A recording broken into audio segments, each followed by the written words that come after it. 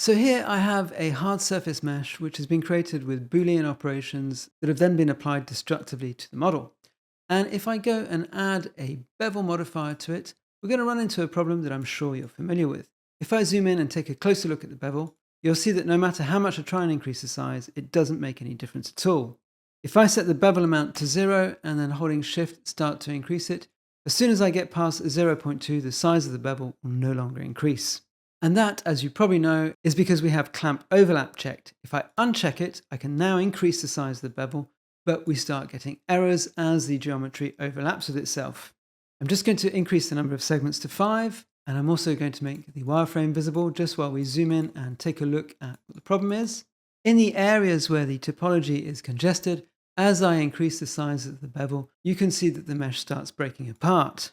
But there is a way to deal with this. So I'm just going to zoom back out and hide the wireframe again.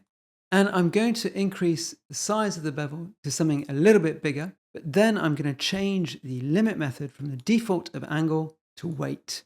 So at this point, the bevel disappears, but that's simply because we haven't defined any weights yet. And to do that, I need to tab into edit mode. And if I hit A to select all of the edges, I'm just going to deselect these two because I don't want them to be included in the bevel operation. But with the rest of the mesh selected, we're going to go to Edge, Edge Bevel Weight.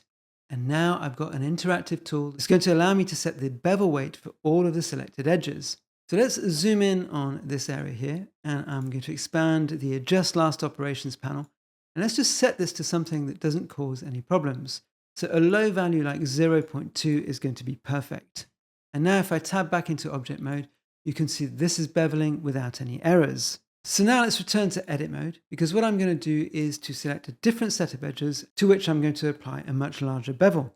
So I'll switch to faces mode. So I'm going to select this face and these faces, and finally these faces on the outside.